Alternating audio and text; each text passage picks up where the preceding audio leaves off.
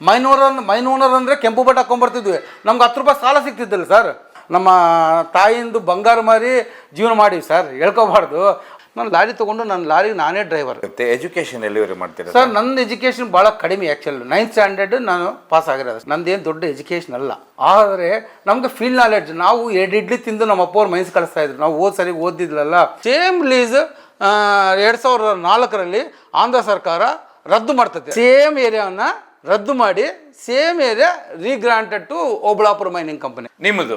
ನಮ್ದು ಗ್ರ್ಯಾಂಡ್ ಫಾದರ್ದು. ನಮ್ಮ ಗ್ರ್ಯಾಂಡ್ ಫಾದರ್ ಜನಾರ್ದನ್ ರೆಡ್ಡಿ ಒಡೆತನದ ಸಂಸ್ಥೆಗೆ ರೀಗ್ರಾಂಟ್ ಮಾಡ್ತಾರೆ. ಮಾನವಿ ವಿಶೇಷ ಅಂದ್ಕೊಳ್ಳೆ ನಾನೊಬ್ಬರೊಟ್ಟಿಗೆ ಕೂತ್ಕೊಂಡಿದ್ದೇನೆ. ನೀವು ಅವ್ರನ್ನ ನೋಡಿದ ಕೂಡಲೇ ಗೊತ್ತಾಗುತ್ತೆ. 2008ರಿಂದ 12-13 ಮಧ್ಯೆ ಸುಮಾರು ಬಾರಿ ಅವ್ರನ್ನ ಮಾಧ್ಯಮಗಳಲ್ಲಿ ನೀವು ನೋಡ್ತಾ ಇದ್ರೆ ಅವ್ರು ಯಾರು ಅಂತ ಹೇಳಿದ್ರೆ ಟಪಾಲ್ ಗಣೇಶ್ ಅವರು. ಏನಪ್ಪ ಟಪಾಲ್ ಗಣೇಶ್ ಅವರು ಅಂತ ಹೇಳಿಕೊಳ್ಳೆ ದೊಡ್ಡ ಶ್ರೀಮಂತರಿರ್ಬೋದು, ಗಣಿಗಳಿರ್ಬೋದು ಅನ್ನುವಂಥದ್ದು ನಾನು ಮೊದಲು ಊಹಿಸ್ಕೊಂಡು ಬಂದೆ. ನಾನು ಬಳ್ಳಾರಿಗೆ ತುಂಬಾ ಸಾಮಾನ್ಯವಾದ ಮನೆಯಲ್ಲಿ ಜೀವನ ಮಾಡ್ತಾ ಇದ್ದಾರೆ ಅವರು. ನನ್ಗೆ ಅವ್ರು ಬಂದ ಮೇಲೆ ಇಷ್ಟೊಂದು ದೊಡ್ಡ ಮಟ್ಟದ ಹೋರಾಟ ಅಂತ ಹೇಳಿದ್ರೆ ನೀವೆಲ್ಲ ಮೊನ್ನೆ ಕೇಳಿರ್ತೀರ. ಬಳ್ಳಾರಿಯ ಗಣಿದಣಿಗಳು ಅಂತ ಬಂದ ಕೂಡಲೇನೆ ಶಿಕ್ಷೆಗೊಳಗಾದಂಥವ್ರು ಅಂದ್ರೆ ಅವ್ರ ವಿರುದ್ಧ ದೊಡ್ಡ ಮಟ್ಟದಲ್ಲಿ ಹೋರಾಟ ಮಾಡಿದವರು ಅಂತ ಹೇಳಿದ್ರೆ ಟಪಾಲ್ ಗಣೇಶ್ ಅವರು. ಹೀಗಾಗಿ ನಾನು ಅವರೆಲ್ಲೋ ಗಣಿದಣಿಗಳು 100 ಕೋಟಿ ಒಡೆಯರ್ ಅಂತ ಹೇಳಿ ಅವ್ರನ್ನ ಹುಡ್ಕೊಂಡು ಬಂದೆ. ಏನ್ ಸರ್ ಏನಾಗಿತ್ತು ಅವತ್ತು ಸಮಸ್ಯೆಗಳು ಅನ್ನುವಂಥದ್ದು ಮಾತಾಡ್ಸುವಂತ ಬಂತ ನೋಡಿದ್ರೆ ಅವರು ಸಾಮಾನ್ಯವಾಗಿ ಒಂದು ಮನೆಯಲ್ಲಿ ಜೀವನ ಮಾಡ್ತಾ ಇದ್ದಾರೆ. ಹೀಗಾಗಿ ಅವರ ಹೋರಾಟದ ಬದುಕು, ಹೋರಾಟದ ಕತೆ ಯಾಕಂತ ಹೇಳಿದ್ರೆ ಮೊನ್ನೆ ಏನು ಒಂದು ಈ ಶಿಕ್ಷೆ ಪ್ರಕಟವಾಗುತ್ತೆ. ಆ ಶಿಕ್ಷೆಯಲ್ಲಿ ಅವರು ಏನವರ ಅಂದ್ರೆ ಅವರ ತಂದೆಯವರು ಏನು ಮೈನಿಂಗ್ ಮಾಡ್ತಾ ಇದ್ದಾರೆ, ಅವರ ತಂದೆಯವರು ಏನು ಮೈನಿಂಗ್ ಮಾಡ್ತಾ ಇರ್ತಾರೆ, ಅದೇ ಮೈನಿಂಗ್ ನಲ್ಲಿನೇ ಈ ಒಂದು ದೊಡ್ಡ ಮಟ್ಟದ ಸಮಸ್ಯೆ ಪ್ರಾರಂಭ ಆಗುತ್ತೆ. ಅಲ್ಲಿಂದ ಅವರು ಇಡೀ ಜೀವನವನ್ನ ಅಂದ್ರೆ ಕಳೆದ 19 ವರ್ಷದಿಂದ ಹೋರಾಟಕ್ಕೋಸ್ಕರನೇ ಮುಡಿಪಾಗಿಡ್ತಾರೆ. ಆವತ್ತಿನ ಜೀವನ ಹೋರಾಟಗಳು ಹೇಗಿತ್ತು ಯಾಕಂತ ಹೇಳಿದ್ರೆ ಅವ್ರು ಹೇಳ್ತಾ ಇದ್ರಿ ಈಗ ನನ್ನ ಹತ್ರ, ಸ್ವತಃ ಅವರ ಸಹೋದರರು ಈಗಲೂ ಡ್ರೈವರ್ ಆಗಿದ್ದಾರೆ ಅಂತ ಹೇಳ್ತಾರೆ, ಲಾರಿ ಡ್ರೈವರ್ ಆಗಿದ್ದಾರೆ ಅಂತ. ಬಟ್ ನಾವು ಬೇರೆ ಬೇರೆ ರೀತಿಯ ಕಲ್ಪನೆಗಳಿದ್ದು ಟಪಾಲ್ ಗಣೇಶ್ ಅವರಂದ್ರೆ ಆ ರೀತಿ ಈ ರೀತಿ ಅಂತ. ಹೀಗಾಗಿ ಅವ್ರು ನಿಜವಾಗ್ಲೂ ಅವ್ರು ಯಾರು ಏನು ಅಂತದ್ದು ಪರಿಚಯ ಮಾಡ್ಕೊಳ್ಳೋ ಇವತ್ತು ಬನ್ನಿ. ಯಾಕಂತ ಹೇಳಿದ್ರೆ ರಿಪಬ್ಲಿಕ್ ಆಫ್ ಬಳ್ಳಾರಿಯಲ್ಲಿ ಆವತ್ತಿನ ಕಾಲದಲ್ಲಿ ಎಲ್ಲಿ ಹೋಗ್ಬೇಕು ಎಲ್ಲಿ ಬರಬೇಕು ಅನ್ನುವಂಥದ್ದು ಅಷ್ಟು ದೊಡ್ಡ ಅಂದ್ರೆ ಮನುಷ್ಯನ ಜೀವವನ್ನೇ ಕೈಯಲ್ಲಿ ಹಿಡ್ಕೊಂಡು ಹೋಗುವಂಥ ಪರಿಸ್ಥಿತಿ ಇದ್ದಂಥ ಸಮಯದಲ್ಲಿ ಅವರು ಇವತ್ತಿನವರೆಗೂ ಅದನ್ನು ಈಜಿ ದಡ ಸೇರಿ ಕಾನೂನಲ್ಲಿ ಇವತ್ತು ಹೋರಾಟ ಮಾಡ್ತಿದ್ದಾರೆ. ಅದೆಲ್ಲದಕ್ಕಿಂತ ವಿಶೇಷವಾಗಿ ಮೊನ್ನೆ ಏನು ಒಂದು ಶಿಕ್ಷೆ ಪ್ರಕಟವಾಯಿತು, ಇದ್ರ ಬಗ್ಗೆನೂ ಅವ್ರು ಏನು ಹೇಳ್ತಾರೆ, ಅಥವಾ ಅವತ್ತಿನ ಕಾಲದ ಮೈನಿಂಗ್ ಹೇಗಿತ್ತು, ನಂತರದ ಮೈನಿಂಗ್ ಹೇಗಾಯಿತು, ಇವರ ಜೀವನದಲ್ಲಿ ಇವ್ರ ಮೇಲೆ ಇನ್ನು ಸುಮಾರು ಬಾರಿ ದಾಳಿಗಳಾಗ್ತವೆ, ಸುಮಾರು ಕೇಸ್ಗಳಾಗ್ತವೆ. ಅದನ್ನೆಲ್ಲ ಕೇಳ್ತಾ ಹೋಗುವ ಬನ್ನಿ. ಯಾಕಂದ್ರೆ ಅವರೇ ಹೇಳಿದಾಗಷ್ಟೇ ಗೊತ್ತಾಗುತ್ತೆ ನಿಜವಾಗ್ಲೂ ಏನು ನಡೀತು ಏನಿಲ್ಲ ಅಂಥೇಳಿ. ನಾನು ಈ ಕತೆ ಕೇಳಿದೆ, ಸುಮಾರು ವಿಷಯಗಳಿಗೆ ಅವ್ರು ಹೇಳ್ತಾ ಹೋದ್ರು, ನೀವು ಕೇಳಿ. ತುಂಬ ಅದ್ಭುತವಾಗಿದೆ ಈ ಕತೆಗಳನ್ನು ಕೇಳ್ತಾ ಹೋಗಿ. ಕಾರ್ಯಕ್ರಮಕ್ಕೆ ತುಂಬ ಧನ್ಯವಾದ ಸರ್. ಸರ್ ತಮ್ಮ ಹೆಸರು? ಟಪಾಲ್ ಗಣೇಶ್ ಸರ್.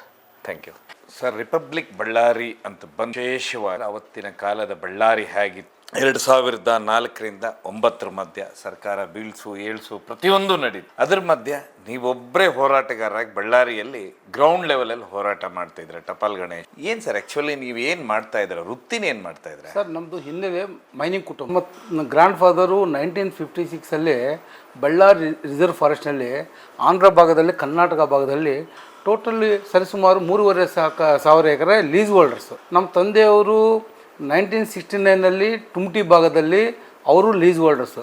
ಅಂದರೆ ನಮ್ಮ ಪರಂಪರೆ ಮೈನಿಂಗ್ ಉದ್ಯಮದಲ್ಲಿ ಬಂದ ಕುಟುಂಬ ನಮ್ಮ ಗ್ರ್ಯಾಂಡ್ ಫಾದರ್, ನಮ್ಮ ಅಪ್ಪ, ನಾನು ಅಂದರೆ 3rd ಜನರೇಷನ್ ಮೈನಿಂಗ್ನಲ್ಲಿ. ಎಷ್ಟು ವರ್ಷ ಆಗಿತ್ತು ಸರ್ ಅಲ್ಲಿವರೆಗೆ? ಇಲ್ಲ 1956 ಅಂದರೆ ಲೆಕ್ಕ ಮಾಡಿ 1956ನಿಂದ ಆ ಮೈನಿಂಗು 1980ವರೆಗೆ ನಮ್ಮ ತಂದೆಯವರು ಮೈನಿಂಗು, ನಮ್ಮ ಗ್ರ್ಯಾಂಡ್ ಫಾದರ್ ಕೂಡ ಮೈನಿಂಗ್ ಸಕ್ರಿಯವಾಗಿ 72 80 ಆ ಮಧ್ಯದವರೆಗೂ ನಡೀತಾ ಇತ್ತು. ಅವತ್ತಿನ ಬೆಲೆಯಲ್ಲಿ ರೇಟ್ ಹೆಚ್ಚಿನ ಬೆಲೆ ಇಲ್ಲ, ಅಂದರೆ ಚೈನಾ ಭೂಮಿ ಇಲ್ಲ, ಲೋಕಲ್ ಮಾರ್ಕೆಟ್, MMTC ಸಪ್ಲೈ.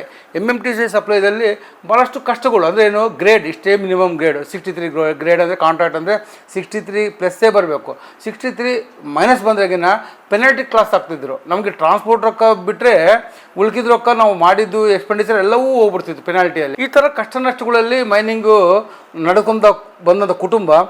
ಎಲ್ಲಿ ನಡೀತಾ ಇತ್ತು ಸರ್ ಎಕ್ಸಾಕ್ಟ್ ಆಗಿ ಮೈನಿಂಗ್? ನೀವು ಮಾಡೋ ಹೊತ್ತಿಗೆ?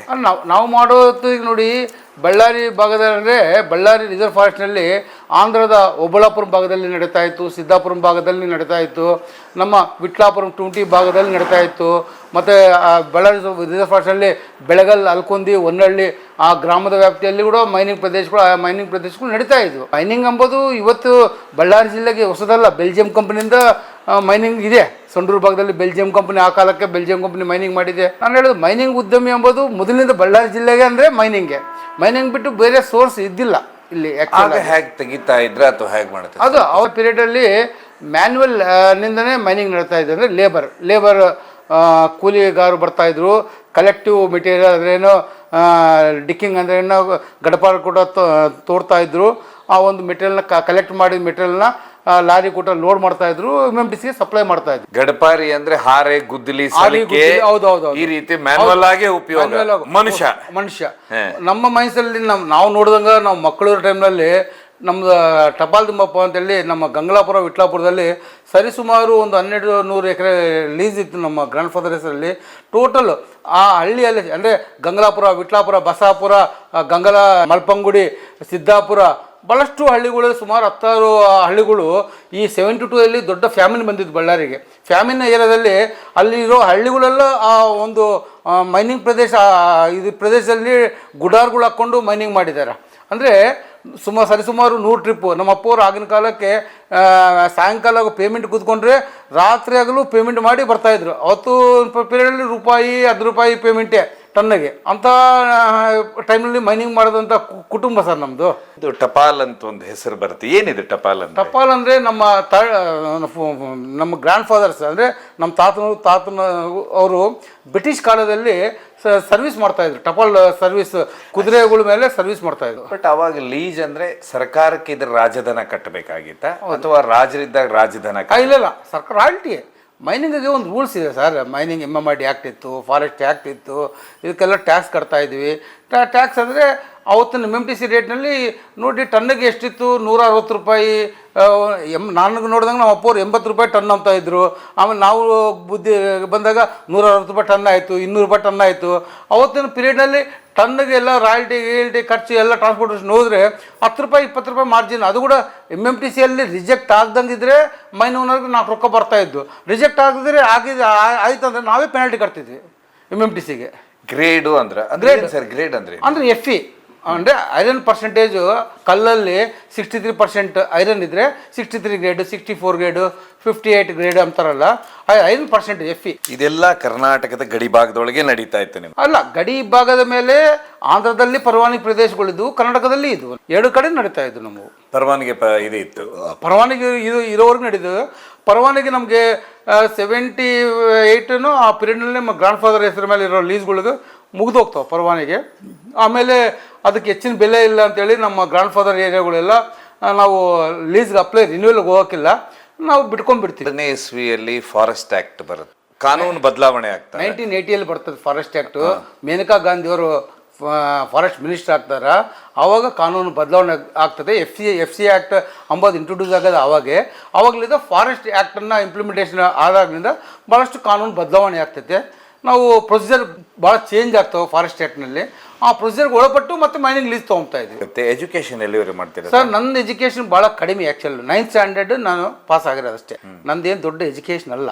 ಆದರೆ ನಮಗೆ ಫೀಲ್ಡ್ ನಾಲೆಡ್ಜ್. ನಾವು 2 ಇಡ್ಲಿ ತಿಂದು ನಮ್ಮ ಅಪ್ಪವ್ರು ಮೈನ್ಸ್ ಕಳಿಸ್ತಾಯಿದ್ರು. ನಾವು ಸರಿಗೆ ಓದಿದ್ಲಲ್ಲ, ಮೈನ್ಸ್ಗೆ ಹೋಗಪ್ಪ ಅಂತಿದ್ರು. ಬೇರೆ ಲಾರಿಗಳಿಗೆ ಹೋಗಿ ನಡ್ಕೊಂಡು ಹೋಗಿ ಮೈನ್ಸ್ಗೆ ಹೋಗಿ ಬಂದವರು ಸರ್ ನಾವೇನು ಐಷಾರಾಮಿ ಜೀವನದಲ್ಲಿ ಹೋದವರಲ್ಲ. ಕಾರುಗಳಲ್ಲಿ ಇವತ್ತೇನೋ ಜನರ ಹೆಲಿಕಾಪ್ಟ್ರಲ್ಲಿ ಬಂದ್ರಲ್ಲ, ಆ ಥರ ನಾವು ಬಂದವರಲ್ಲ. ನಮ್ಮ ಅಪ್ಪ ನಮ್ಗೆ ₹2 ಕೊಡ್ತಾಯಿದ್ರು ಅವತ್ತೊಂದು ಪೀರಿಯಡ್ನಲ್ಲಿ. ನಾವು ಬೇರೆ ಲಾರಿಗಳಿಗೆ ಹೋಗಿ ಒಂದು ಹಳ್ಳಿಯಲ್ಲಿ ಇಳಿದು ನಮ್ಮ ಮೈನಿಂಗ್ ಪ್ರದೇಶಕ್ಕೆ ಗುಡ್ಡದ ಮೇಲೆ ನಾವು ನಡ್ಕೊಂಡು ಹೋಗ್ತಾಯಿದ್ವಿ. ಕಾಲ್ನಡಿಗೆ ಲೇಬರ್ ಅಲ್ಲೆಲ್ಲ ಮೆಟೀರಿಯಲ್ ಕಲೆಕ್ಷನ್ ಆದಮೇಲೆ ಒಂದು 3 ಟ್ರಿಪ್ಪು 4 ಟ್ರಿಪ್ ಆದಮೇಲೆ ಲಾರಿ ಬರ್ತಾಯಿತ್ತು, ಆ ಒಂದು ಟ್ರಾನ್ಸ್ಪೋರ್ಟ್ ಮಾಡ್ತಾ. ಅವಾಗ ಲೇಬರ್ ಕೂಡ ಕೆಳಗಿನಿಂದ ನೀರು ತೊಗೊಂಡು ಹೋಗ್ತಾಯಿದ್ವಿ. ಅವ್ರಿಗೆ ಕೊಡಪಾನಿಗೆ 25 ಪೈಸಾ 50 ಪೈಸಾ ಕೊಡ್ತಾಯಿದ್ವಿ ನೀರು ತೊಗೊಂಬಂದು ಗಡಪಾರಿ ತಾವು ಹೇಳಿದ್ರೆ ಗಡಪಾರಿ ಚಲಿಕೆ ಕುಟನೆ ಹ್ಯಾಂಡ್ ಮಾಡ್ತಾ ಇದ್ದಿದ್ದು. ಕೆಲವು ಹಾರ್ಡ್ ಇರೋ ಮೈನ್ಗಳಲ್ಲಿ ಬ್ಲಾಸ್ಟಿಂಗ್ ಮಾಡ್ತಾಯಿದ್ರು. ಆಗಿನ ಕಾಲಕ್ಕೆ ಬ್ಲಾಸ್ಟಿಂಗ್ ಇದೆ ಬಿಡಿ, ಅದು ಕೂಡ ಮ್ಯಾನ್ಯುವಲ್ ಬ್ಲಾಸ್ಟಿಂಗ್. ಹ್ಯಾಂಡ್ ಹೋಲ್ ಹಾಕ್ಕೊಂಡು ಬ್ಲಾಸ್ಟ್ ಮಾಡ್ತಾಯಿದ್ರು. ಮ್ಯಾನ್ಯುವಲ್ ಮೈನಿಂಗ್ ಎಲ್ಲ ಮ್ಯಾನ್ಯುವಲೇ ಇದ್ದಿದ್ದು. ಆಮೇಲೆ ಕಂಪ್ರೆಸರ್ಸ್ ಬಂದವು, ಸ್ವಲ್ಪ ಟೆಕ್ನಾಲಜಿ ಚೇಂಜ್ ಆಯಿತು. ಟೆಕ್ನಾಲಜಿ ಚೇಂಜ್ ಆಗ ಕಂಪ್ಯೂಟರ್ ಕೂಡ ಇದು ಮಾಡಿದ್ರು, ಆಮೇಲೆ ಮಿಷನರೀಸ್ ಬಂದವು ಡೆವಲಪ್ಮೆಂಟ್ ಮಾಡಲಿಕ್ಕೆ. ಇವೆಲ್ಲವೂ ಟೆಕ್ನಾಲಜಿ ಬಂದಂಗೆಲ್ಲ ಬದಲಾವಣೆ ಹಾಕ್ಕೊಂತ ಬಂತು. ಈಗ ನೀವು ಹೇಳ್ತಾ ಇದ್ರ ಸರಿಸುಮಾರು ಒಂದು 60-70 ವರ್ಷದಿಂದ ಮಾಡ್ತಾ ಇದ್ರ ಅಂತ ಹೇಳಿ, ನಿಮ್ಮ ಹತ್ರ ಒಂದು 1000 ಕೋಟಿ ಇರ್ಬೇಕಲ್ಲ ಸರ್. ಮೈನಿಂಗ್ ಅಂತ ದಣಿಗಳಂತ ಅಲ್ಲ ನೋಡಿ, ಒಂದು ಹೇಳ್ತೀನಿ, ಮೈನಿಂಗ್ ಅಂದರೆ ದಡಿ ಅಂತ ಹೇಳ್ತಾರೆ ಕರೆಕ್ಟ್. ಯಾವಾಗ ಈ ಚೈನಾ ಬೂಮ್ ಬರ್ತದಲ್ಲ ಮೈನಿಂಗಿಗೆ, ನಾವು ತೆಗೆದು ಬಿಸಾಕಿಲ್ಲ ಮಣ್ಣು. ಅವಾಗ MMTCಗೆ ಮಣ್ಣು ಸಪ್ಲೈ ಮಾಡ್ತಾ ಇದ್ದಿಲ್ಲ. ಓನ್ಲಿ ಓರ್ ಲಮ್ಸ್ MMTC ಅವ್ರು ಮಣ್ಣು ತೊಗೊತಾ ಇದ್ದಿಲ್ಲ. ನಾವು ನಾವು ತೆಗೆದು ಬಿಸಾಕಿದ್ದು ಮಣ್ಣಿಗೆ 2002 ನಂತರ ಚೈನಾ ಬೂಮ್ ಬಂತಲ್ಲ. ಚೈನಾ ಬೂಮ್ ಬಂದಾಗ ಹೆಚ್ಚಿನ ಬೆಲೆ ಬಂತು. ಆ ಬೆಲೆದಿಂದ ಗಣಿ ಉದ್ಯಮಗಳಲ್ಲಿ ಇಂಥವ್ರು ಬಂದರು. ನಮಗೆ ಚೈನಾ ಬೂಮ್ ಬಂದಾಗ ನಮ್ಗೆ ಲೀಸ್ ಇದ್ದಿಲ್ಲ, ನಮ್ಮದು ಲೀಸ್ ಮುಗಿದೋಗಿತ್ತು. ಇದು ಸಮ್ಮಿಶ್ರ ಸರ್ಕಾರ ಕುಮಾರಸ್ವಾಮಿ ಧರ್ಮಸಿಂಗ್ ಸರ್ಕಾರದಲ್ಲಿ ನಾವು ಪ್ರಾಸೆಸ್ ಸ್ಟಾರ್ಟ್ ಮಾಡ್ತೀವಿ. ನಾವೆಲ್ಲವೂ ಏನು forest FC act stage 1 stage 2 clearance ತೊಗೊಂಡು ನಾವು ಮೈನಿಂಗ್ ಬರ್ತೀವಿ. ನಾವು ಮೈನಿಂಗ್ ನಡೆದಿರೋದು ಚೈನಾ ಬೂಮ್ ಪೀರಿಯಡ್ನಲ್ಲಿ ಕೇವಲ 1.5 ವರ್ಷ. ನೀವು ಇಷ್ಟು ವರ್ಷ ಮೈನಿಂಗ್ ಅಲ್ಲಿ ಕೆಲಸ ಮಾಡ್ತೀರಾ, ನಮ್ಮ 3ನೇ ಜನರೇಷನ್ ಎಷ್ಟು ದುಡ್ಡು ಮಾಡಿ? ದುಡ್ಡೇ ಮಾಡಿಲ್ಲ ಸರ್. ದುಡ್ಡು ಮಾಡಲಿಕ್ಕೆ ಮನೆಯಲ್ಲಿ ನಮ್ಮ ಅಪ್ಪನವರು, ಆಗಿನ ಕಾಲಕ್ಕೆ ನಮ್ಮ ಅಪ್ಪನವರು ಶ್ರೀಮಂತರು. ಅಂದರೆ ನಮ್ಮ ತಾಯಿಯಿಂದ ಬಂಗಾರ ಮಾರಿ ಜೀವನ ಮಾಡಿವಿ ಸರ್, ಹೇಳ್ಕೋಬಾರ್ದು. ಮೈನಿಂಗ್ನಲ್ಲಿ ಉದ್ಯಮದಲ್ಲಿ ರೇಟುಗಳು ಇಲ್ಲ ಸರ್. ಯಾರು ಶ್ರೀಮಂತರಲ್ಲ. ಇವನ್ ಅನಿಲ್ ಲಾಡು, ಸಂತೋಷ್ ಲಾಡು ಅವ್ರ ಅಪ್ಪನವ್ರು ಕೂಡ ಕಷ್ಟ ಬಿದ್ದಾರೆ. ಅವರು ಕೂಡ ದೊಡ್ಡ ಶ್ರೀಮಂತರಲ್ಲ. ಇದು ಶ್ರೀಮಂತರಾಗಿರೋದು ಇಡೀ ಎಂಟೈರ್ ಇದರಲ್ಲಿ ಚೈನಾ ಬೂಮ್ ಬಂದ ಮೇಲೆ ಭಾಳಷ್ಟು ಗಣಿ ಉದ್ಯಮಗಳು ಶ್ರೀಮಂತರಾದರು. ಆದರೆ ಅಷ್ಟಕ್ಕೆ ಮುಂಚೆ ಅಬ್ದುಲ್ ವಹಾಬ್ ಅಂತವರು, ಅವರು ಸ್ವಲ್ಪ ಆವಾಗ ಟೆಕ್ನಾಲಜಿಯಲ್ಲಿ ಮೈನಿಂಗ್ ಮಾಡಿದ್ರು. ಅಂಥವ್ರು ಸ್ವಲ್ಪ 4 ರೊಕ್ಕ ದುಡ್ಕೊಂಡಿದ್ದಾರೆ. ಕೆಲವು ಮಂದಿ, ಎಲ್ಲ ಮೈನವರು ಶ್ರೀಮಂತರಲ್ಲ, ಎಲ್ಲರೂ ನಾರ್ಮಲ್ ಸಾಮಾನ್ಯ ಜೀವನ ಮಾಡ್ತಾ ಇದ್ದಂಥವ್ರು. ಅಂದ್ರೆ ಜಗತ್ತು, ಇಂಡಿಯಾ, ಭಾರತದಲ್ಲಿ ಅಥವಾ ಕರ್ನಾಟಕದಲ್ಲಿ ಜನ ಏನ್ ನೋಡ್ತಾರೆ, ಗಣಿ ಉದ್ಯಮಿಗಳು ಅಂದ್ರೆ ದಣಿಗಳು ಅಂತ. ಇವ್ರಲಿಂದ ಬಂತು ಸರ್ ಅದು ದಣಿಗಳು ಅಂಬೋದು. ನಮ್ಮ ಹೆಲಿಕಾಪ್ಟರ್ಲಿಂದ ಬಂತು ದಣಿಗಳು ಅಂಬೋದು. ಅಷ್ಟಕ್ಕೆ ಮುಂಚೆ ಯಾರು ದಣಿ ಅಂತಿದ್ದಿಲ್ಲ. ಮೈನೋನರ್ ಅಂದ್ರೆ ಕೆಂಪು ಬಟ್ಟೆ ಹಾಕೊಂಡ್ಬರ್ತಿದ್ವಿ. ನಮ್ಗೆ 10 ರೂಪಾಯಿ ಸಾಲ ಸಿಗ್ತಿದ್ದಿಲ್ಲ ಸರ್. ಈ ಮೈನೂರುಗಳು ಸಾಲ ಕೊಟ್ಟಕ್ಕೆ ವಾಪಸ್ ಕೊಡೋಕ್ಕೆಲ್ಲ ಅಂತ ಇದ್ರು. ಯಾಕೆ? ಯಾಕಂದ್ರೆ ಮೈನೂರಿಗೆ ಸಿಸ್ಟಮ್ ಇತ್ತು ಸರ್. MMTCಯಲ್ಲಿ ಸಫಿಷಿಯೆಂಟ್ ಗ್ರೇಡ್ ಸಪ್ಲೈ ಮಾಡಿ ಆ ಗ್ರೇಡ್ ಕ್ವಾಲಿಟಿ ನಮಗೆ ಬಂದ್ರೇನೆ ನಮ್ಗೆ ರೊಕ್ಕ. ಇಲ್ಲ ಅಂದ್ರಾಗಿನ ಮನೆಯಲ್ಲಿ ಹೆಚ್ಚು ಕಡಿಮೆ ಆಗ್ತಿದ್ವಿ. ಪೆನಾಲ್ಟಿ ಬಿದ್ರಾಗಿನ ಆ ಜೀವನ ಹೇಳ್ಕೋಬಾರ್ದು ಸರ್, ಅಂತ ಕಷ್ಟದ ಜೀವನ. ಅದೇ ಡ್ರೆಸ್ ಹೇಗಿತ್ತು ಸರ್? ಅಲ್ಲ, ಡ್ರೆಸ್ ಮಾಮೂಲು ಕೆಂಪು ಡ್ರೆಸ್ ಮೈನ್ಸ್ಗೆ ಹೋಗಿ ಬಂದ್ರೆ ಕೆಂಪಿಗೆ ಆಗ್ತಿದ್ವಿ. ಎಲ್ಲವೂ ಕೆಂಪಿಗೆ. ನಮ್ಮ ಕೆಂಪವ್ರು ನೋಡಿದ್ರಾಗಿನ ಬಗ್ಲಿಕ್ಕೆ ಕುಂದಿಸ್ಕೊಂತಿದ್ದಿಲ್ಲ. ಸೊ ಆ ರೀತಿ ನಿಮ್ಮ ಪರಿಸ್ಥಿತಿಗಳು. ಹೌದು. ನೀವು ಬಳ್ಳಾರಿ ನೋಡಿದಾಗ ಬಟ್ ದಿನ ಕಳೆದಾಗೆ ಕಳೀತಾ ಹೋಗುತ್ತೆ. ಕಾಲಕ್ರಮೇಣ 80 ಆಗುತ್ತೆ, 90 ಆಗುತ್ತೆ, 2000 ಬರುತ್ತೆ. ದೇಶದಲ್ಲಿ ಬದಲಾವಣೆಗಳು ಕಾಣ್ತವೆ. ಅಂದ್ರೆ 1994 ನಂತರ ನಿಮಗೆ ದೇಶ ಮಾರ್ಕೆಟ್ ಓಪನ್ ಆಗುತ್ತೆ, ವಿದೇಶಿ ಮಾರ್ಕೆಟ್ ಓಪನ್ ಆಗುತ್ತೆ. ಅಲ್ಲಿವರೆಗೆ ನಾವು ಭಾರತದಲ್ಲಿ ಅಷ್ಟೇನೆ ಉದ್ಯಮ ವ್ಯಾಪಾರ ಎಲ್ಲ ಮಾಡ್ಬೋದು. 94 ನಂತರ ಏನಾದ್ರೂ ಬೆಳವಣಿಗೆ ನೋಡಿದ್ರೆ? 94 ನಂತರ ನಾನು ಹೇಳ್ತೀನಲ್ಲ, ಗ್ಲೋಬಲೈಸೇಷನ್ ಅಲ್ಲ, ಗ್ಲೋಬಲೈಸೇಷನ್ ಕೆಲವು ಮಂದಿ, ಅದ್ರ ಕೂಡ ಕೆಲವು ಮಂದಿ ಯಾರು ದೊಡ್ಡ ಮೈನ್ಸ್ಗಳು ಇರ್ತಾವೋ ಆ ಕೆಲವು ಮಂದಿ ಆ ಪೀರಿಯಡ್ನಿಂದ ಅರ್ನ್ ಮಾಡಿದಾರ.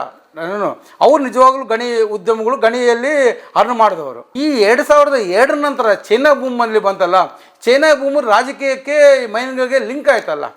ಇದು ಎದಕ್ಕೆ ಇಷ್ಟು ಅಧ್ವಾನ ಆಯ್ತು ಅಂದರೆ ನೋಡಿ, ಬಳ್ಳಾರಿಯಲ್ಲಿ ಚೈನಾ ಬೂಮ್ ಬಂತು. ಈ ಅದೃಷ್ಟಕ್ಕೆ ರೆಡ್ಡಿಗಳಿಗೆ ಮೈನಿಂಗ್ಗಳು ಕೈಯಲ್ಲಿ ಬಂದವು. ಹಾಗಾದ್ರೆ ಅಲ್ಲಿವರೆಗೆ ನೀವು ಜನಾರ್ದನ್ ರೆಡ್ಡಿ ಅವ್ರನ್ನ ನೋಡಿದ್ರ ಅಥವಾ ಇಲ್ವಾ? ಸರ್, ನಾನು ಜನಾರ್ದನ್ ರೆಡ್ಡಿ ಯಾವತ್ತೂ ನೋಡಿದಿಲ್ಲ. ಆ್ಯಕ್ಚುಲ್ ಆಗಿ ನಾವು ನೋಡಿದಿಲ್ಲ. ನಮ್ಮಪ್ಪವರು ಪಕ್ಕ RSS ಸಿದ್ಧಾಂತದ ವ್ಯಕ್ತಿಗಳೇ ನಮ್ಮಪ್ಪವರು. ನಮ್ಮಪ್ಪ ಪಕ್ಕ ವಾಜಪೇಯಿ ಅಭಿಮಾನಿ. ನಾವೆಲ್ಲ BJP ಪೀರಿಯಡ್ನಲ್ಲಿ, ಆ ಪೀರಿಯಡ್ನಲ್ಲಿ MP ಯಾರು ಕರ್ನಾಕರೆಡ್ಡಿ ನಿಂತ್ಕೊಂಡಿದ್ರು, ಬಳ್ಳಾರಿ ಸಿಟಿಗೆ ಶ್ರೀರಾಮುಲು ನಿಂತ್ಕೊಂಡಿದ್ರು.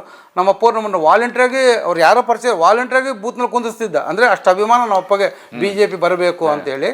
ಅಭಿಮಾನದಿಂದ ಅವತ್ತು ನಾವು ಟೋಟಲಿ ನಮ್ಮ ಕುಟುಂಬ ಎಲ್ಲ BJPಗೆ ಮಾಡಿದೆ. ನಾ ಇಲ್ಲ ಅಂಬಕ್ಕಿಲ್ಲ.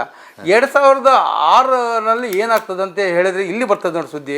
ನಾನು ಹೇಳಿದ್ನಲ್ಲಿ ಇಷ್ಟಕ್ಕೆ ಮುಂಚೆ ತಮಗೆ ಪ್ಯೂರ್ಲಿ ವಾಜಪೇಯಿ ಅಭಿಮಾನಿ. ನಮ್ಮ ವಾಜಪೇಯಿ ಅಂದರೆ ಅಷ್ಟು ಅಭಿಮಾನಿ ನಮ್ಮಪ್ಪವರು. ಅವರು ವಾಜಪೇಯಿ ಸಿದ್ಧಾಂತಗಳು ಮೆಚ್ಚಿದವರು. ನಮಗೆಲ್ಲ ಅದನ್ನೇ ಹೇಳ್ತಾ ಇದ್ರು, ಈ ದೇಶದಲ್ಲಿ ವಾಜಪೇಯಿ ಅಂತವ್ರು ಬರಬೇಕು, ಲೀಡ್ರು, ಬದಲಾವಣೆ ಆಗ್ತದೆ ಅಂತ ಹೇಳ್ತಾ ಇದ್ರು. ನಾವು ಇನ್ನೂ ಹುಡುಗರು, ಅವಾಗ ರಾಜಕೀಯದ ಬಗ್ಗೆ ಅಷ್ಟು ಜ್ಞಾನ ಇದ್ದಿಲ್ಲ.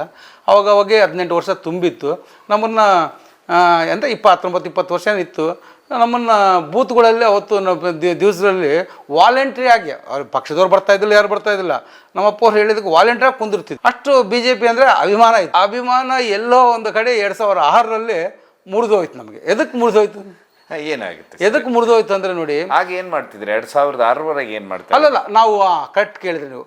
ನಾವು ಲಾರಿಗಳು ಇಟ್ಕೊಂಡಿದ್ವಿ ಆ್ಯಕ್ಚುಲ್ ಆಗಿ. ಮೈನ್ಸ್ಗಳು ಬಂದಾದ ಮೇಲೆ ನಾವು ಲಾರಿಗಳಂದರೆ ನಾವು ಜೀವನ, ನಾನು 9ನೇ ಕ್ಲಾಸ್ ಓದಿದ್ದು, ನಾನು ದೊಡ್ಡ ಓದಲ್ಲ.